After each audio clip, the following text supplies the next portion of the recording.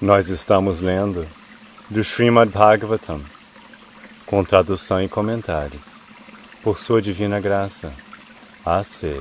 Bhaktivedanta Swami Prabhupada. Pequeno esboço da vida e dos ensinamentos do Sr. Chaitanya, o pregador do Srimad Bhagavatam. Terceira parte. Posteriormente, foi revelado que o Bhattacharya também provinha da área de Navadvipa, e ficaram sabendo dele que Nilambara Chakravarti, o avô materno do Sr. Chaitanya, fora um colega de escola do pai de Sarvabhauma Bhattacharya. Neste sentido, o jovem sannyasi Sr. Chaitanya evocou a afeição paterna do Bhattacharya. Bhattacharya fora o professor de muitos sannyasis na ordem da Shankaracharya Sampradaya, e ele próprio também pertencia a este culto. Como tal, o Bhattacharya desejou que o jovem sannyasi, Sr. Chaitanya, também o ouvisse falar sobre os ensinamentos do Vedanta. Aqueles que são seguidores do culto de Shankara são conhecidos geralmente como Vedantistas. Isto não quer dizer, entretanto, que o Vedanta é um estudo monopolizado pela Sankara Sampradaya. O Vedanta é estudado por todas as Sampradayas fidedignas, sendo que cada uma delas tem suas próprias interpretações. Mas é sabido que, de um modo geral, os seguidores da Shankara Sampradaya ignoram o conhecimento dos Vedantistas Vaishnavas. Por este motivo, o primeiro título oferecido ao autor pelos Vaishnavas foi Bhaktivedanta. O Senhor concordou em tomar lições com Bhattacharya sobre o Vedanta, e para tal, eles se sentaram juntos no templo do Senhor Jagannatha. O Bhattacharya falou por 7 dias seguidos, e o Senhor ouviu-o com toda atenção, sem interrompê-lo. O silêncio do Senhor levantou algumas dúvidas no coração do Bhattacharya, fazendo com que ele perguntasse ao Senhor por que este não fazia nenhuma pergunta, nem fazia comentário sobre suas explicações do Vedanta. O Senhor fez-se passar por um estudante tolo perante o Bhattacharya e fingiu que o ouvia explicar o Vedanta, porque o Bhattacharya sentia que este era o dever de um sannyasi. Mas o Senhor não concordou com suas palestras. Com isto, o Senhor indicou que os assim chamados Vedantistas da Shankara Sampradaya, ou qualquer outra Sampradaya, que não sigam as instruções de Srila Vyasadeva, são estudantes mecânicos do Vedanta. Não estão totalmente cientes deste grande conhecimento. A explicação do Vedanta Sutra é dada pelo próprio autor no texto do Srimad Bhagavatam. Alguém que não tenha conhecimento do Bhagavatam dificilmente poderá saber o que diz o Vedanta. Sendo um homem de vasta erudição, o Bhattacharya pôde entender as observações sarcásticas do Senhor sobre o Vedantista vulgar. Por isso, perguntou-lhe por que ele não perguntou algo sobre algum ponto que não tivesse podido entender. O Bhattacharya entendeu o objetivo de seu silêncio mortal durante os dias que o ouviram. Isto mostrava claramente que o Senhor tinha algo mais em mente. Desta maneira, o Bhattacharya pediu-lhe que revelasse seus pensamentos. Ao ser assim solicitado, o Senhor falou o seguinte: Caro Senhor, posso entender o significado dos sutras, tais como Janmari Asya Yataha, Shastra Yonitvat e Atato Brahma Giyasa, do Vedanta Sutra. Mas quando o Senhor os explica a seu próprio modo, para mim torna-se difícil entendê-los. O propósito dos sutras já é explicado neles, mas suas explicações o estão cobrindo com algo mais. Propositalmente, o Senhor não dá o significado direto dos sutras, mas indiretamente das suas próprias interpretações. Deste modo, o Senhor atacou todos os vedantistas que interpretam o Vedanta Sutra caprichosamente, de acordo com sua limitada capacidade de pensar, para servir a seus próprios fins.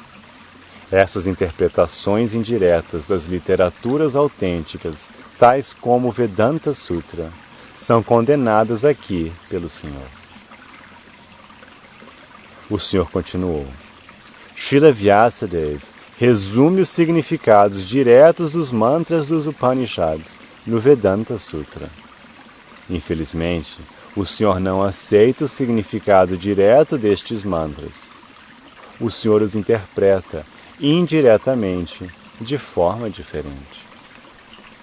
A autoridade dos Vedas é inquestionável e está acima de qualquer possibilidade de dúvida. E o que quer que seja declarado nos Vedas tem que ser aceito completamente. Do contrário, está se desafiando a autoridade dos Vedas. O búzio e o estrume de vaca são osso e excremento de dois seres vivos. Mas porque os Vedas afirmam que eles são puros, as pessoas aceitam-nos como tais, por causa da autoridade dos Vedas. A ideia é que não podemos colocar nossa razão imperfeita acima da autoridade dos Vedas. As ordens dos Vedas têm que ser obedecidas tal como são apresentadas, sem nenhuma argumentação mundana. Os assim chamados seguidores dos preceitos védicos dão suas próprias interpretações destes preceitos, e deste modo estabelecem diferentes facções e seitas da religião védica. O Senhor Buda negou diretamente a autoridade dos Vedas e estabeleceu sua própria religião. Unicamente por este motivo, a religião budista não foi aceita pelos estritos seguidores dos Vedas. Mas aqueles que são assim chamados seguidores dos Vedas são mais prejudiciais que os budistas. Os budistas têm a coragem de negar diretamente os Vedas, mas os assim chamados seguidores dos Vedas não têm coragem de negar os Vedas, embora indiretamente desobedeçam a todos os preceitos dos Vedas. O Sr. Chaitanya condenava isto. Os exemplos dados pelo Senhor do búzio e do estrume de vaca são muito apropriados a este respeito. Se alguém argumentar que uma vez que o estrume de vaca é puro, as fezes de um Brahmana erudito são mais puras ainda, seu argumento não será aceito. O estrume de vaca é aceito, e as fezes de um Brahmana altamente situado são rejeitadas. O Senhor continuou. Os preceitos védicos são autorizados por si mesmos, e se alguma criatura mundana faz adaptações nas interpretações dos Vedas, ele desafia sua autoridade. É tolice julgar-se mais inteligente do que Srila Vyasadeva. Ele já se expressou em seus sutras e não necessita de ajuda de personalidades de menor importância. Sua obra, o Vedanta Sutra, é brilhante como o sol do meio-dia. E quando alguém tenta dar suas próprias interpretações sobre o Vedanta Sutra, que é autorrefulgente como o sol, ele tenta tapar este sol com a nuvem de sua imaginação. Os Vedas e os Puranas têm o mesmo objetivo. Eles determinam a verdade absoluta, que é superior a todas as outras coisas. A verdade absoluta é compreendida, em última análise, como a absoluta personalidade de Deus, com poder controlador absoluto. Como tal, a absoluta personalidade de Deus tem que ser completamente plena de opulência, força, fama, beleza, conhecimento e renúncia. Não obstante, afirma-se surpreendentemente que a transcendental personalidade de Deus é impessoal. A descrição impessoal da verdade absoluta nos Vedas é dada para anular a concepção mundana do todo absoluto. As características pessoais do Senhor são completamente diferentes de todos os tipos de características mundanas. Todas as entidades vivas são pessoas individuais e são partes integrantes do Todo Supremo. Se as partes integrantes são pessoas individuais, a fonte de sua emanação não pode ser impessoal. Ele é pessoa suprema entre todas as pessoas relativas. Os Vedas informam-nos que dele, Brahma, tudo emana e nele tudo descansa. E após a aniquilação, tudo funde-se nele unicamente. Portanto, ele é a fundamental causa dativa, causativa e acomodatícia de todas as causas. E estas causas não podem ser atribuídas a um objeto impessoal. Os Vedas informam-nos que foi ele somente quem se tornou em muitos, e quando ele assim o deseja, lança seu olhar sobre a natureza material. Antes de ele lançar o olhar sobre a natureza material, não havia criação cósmica material. Portanto, seu olhar não é material. A mente ou os sentidos materiais não eram nascidos quando o Senhor lançou o olhar sobre a natureza material. Assim, a evidência dos Vedas prova que, indubitavelmente, o Senhor tem olhos transcendentais e mente transcendental. Eles não são materiais. Sua impersonalidade, portanto, é uma negação de sua materialidade, mas não a negação de sua personalidade transcendental. Brahman refere-se, em última análise, à personalidade de Deus. A compreensão do Brahman impessoal é apenas a concepção negativa das criações mundanas. O Paramatma é o aspecto localizado de Brahman dentro de todas as espécies de corpos materiais. Em última análise, a compreensão do Brahman Supremo é a compreensão da personalidade de Deus, de acordo com todas as evidências das Escrituras reveladas. Ele é a fonte última dos Vishnu Tattvas. Os Puranas também são suplementares dos Vedas. Os mantras védicos são difíceis demais para um homem comum. As mulheres, os Shudras e as assim chamadas castas superiores de 2 vezes nascidos são incapazes de penetrar o sentido dos Vedas. E deste modo, tanto Mahabharata quanto os Puranas são feitos sob uma forma fácil, a fim de explicar as verdades dos Vedas. Em suas orações diante do menino Sri Krishna, Brahma disse que não há limites para a fortuna dos habitantes de Vrajabhumi, encabeçados por Sri Nanda Maharaj e Jasoda Mai, porque a eterna verdade absoluta torna-se parente íntimo deles. O mantra védico afirma que a verdade absoluta não tem pernas nem mãos, e não obstante, anda mais rápido do que todos e aceita tudo o que lhe é oferecido com devoção. Essas declarações sugerem definitivamente as características pessoais do Senhor. embora suas mãos e pernas sejam distintas de mãos e pernas mundanas ou outros sentidos. O Brahman, portanto, não é de forma alguma impessoal, mas quando tais mantras são interpretados indiretamente, julga-se erroneamente que a verdade absoluta é impessoal.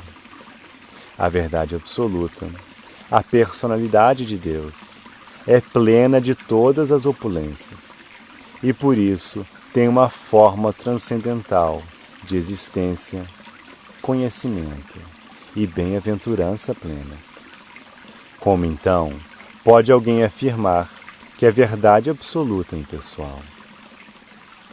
Sendo pleno de opulências, subentende-se que o Brahman tem energias múltiplas, e todas estas energias são classificadas sob 3 títulos, segundo a autoridade do Vishnu Purana 6.7.60, que diz que as energias transcendentais do Senhor Vishnu são basicamente 3. Sua energia espiritual e a energia das entidades vivas são classificadas como energia superior, ao passo que a energia material é uma energia inferior que surge devido à ignorância.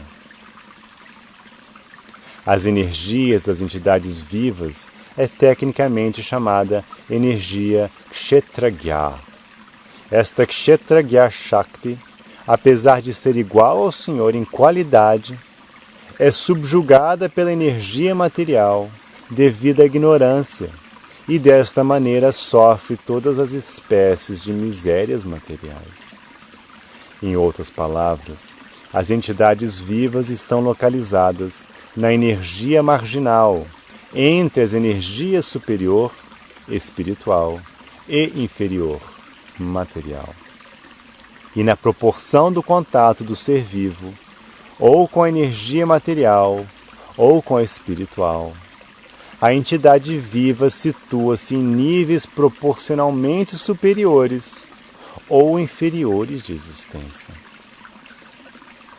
Como se mencionou antes, o Senhor está além das energias inferior e marginal, e sua energia espiritual manifesta-se em 3 fases diferentes, como existência eterna, bem-aventurança eterna e conhecimento eterno. Quanto à existência eterna, ela é conduzida pela potência Sandhini. Do mesmo modo, a bem-aventurança e o conhecimento são conduzidos pelas potências Hladini e Samvit, respectivamente. Como o Supremo Senhor Energético, ele é o controlador supremo das energias espiritual, marginal e material. E todos estes diferentes tipos de energias estão relacionados com o Senhor no serviço devocional eterno. A Suprema Personalidade de Deus está assim desfrutando em sua forma transcendental eterna. Não é surpreendente que alguém ouse chamar o Senhor Supremo de não energético? O Senhor é o controlador de todas as energias, e as entidades vivas são partes integrantes de uma das energias. Portanto, há um abismo de diferença entre o Senhor e as entidades vivas. Como então pode alguém dizer que o Senhor e as entidades vivas são iguais? No Bhagavad Gita, também, as entidades vivas são descritas como pertencentes à energia superior do Senhor, de acordo com os princípios de íntima correlação entre a energia e o energético. Ambos são não diferentes também. Por isso, o Senhor e as entidades vivas são não diferentes como a energia e o energético. A terra, a água, o fogo, o ar, o éter, a mente, a inteligência e o ego são energias inferiores do Senhor. Mas as entidades vivas são diferentes de todos esses elementos, pois são energia superior. Esta é a versão do Bhagavad Gita 7.4. A forma transcendental do Senhor existe eternamente e é plena de bem-aventurança transcendental. Como então poderia esta forma ser um produto do modo material da bondade? Qualquer um, portanto, que não acredite na forma do Senhor é certamente um demônio infiel e, como tal, é intocável, uma persona não grata que não deve ser vista e deve ser punida pelo rei plutônico.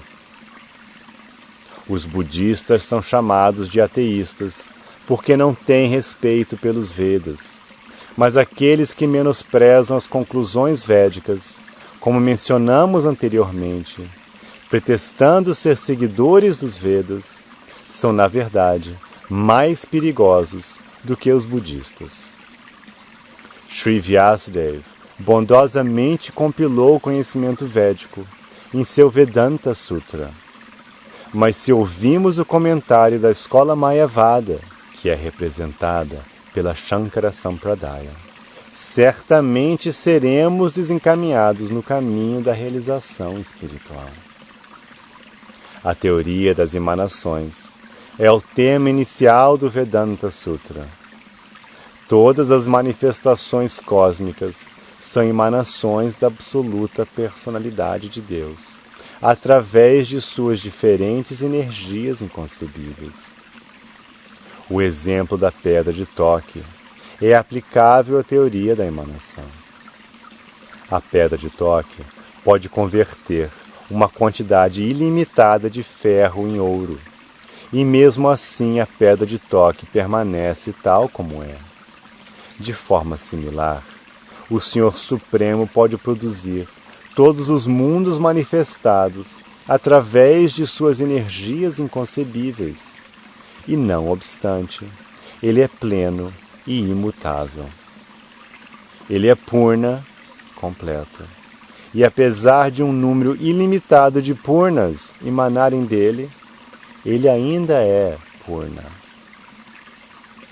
A teoria da ilusão da escola Mayavada é advogada com base no argumento de que a teoria da emanação provocará uma transformação da verdade absoluta.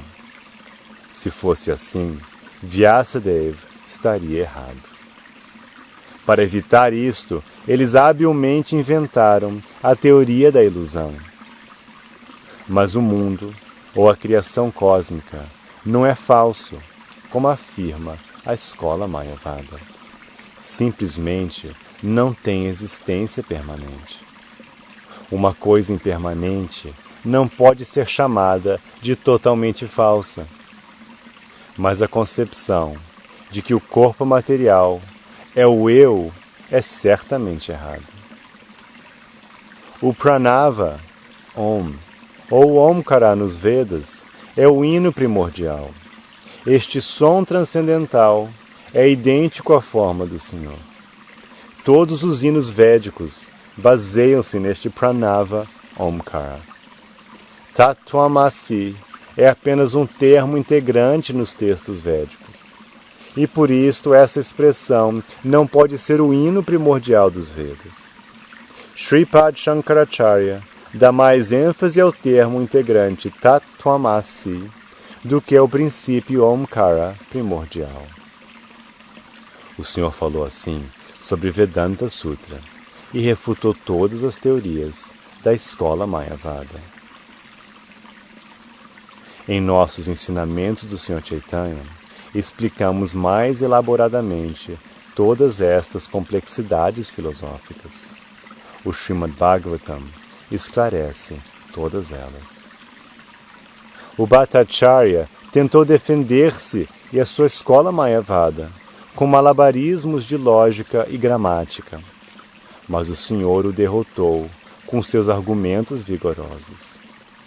Ele afirmou que todos nós estamos relacionados com a personalidade de Deus eternamente e que o serviço devocional é nossa função eterna no intercâmbio de nosso relacionamento.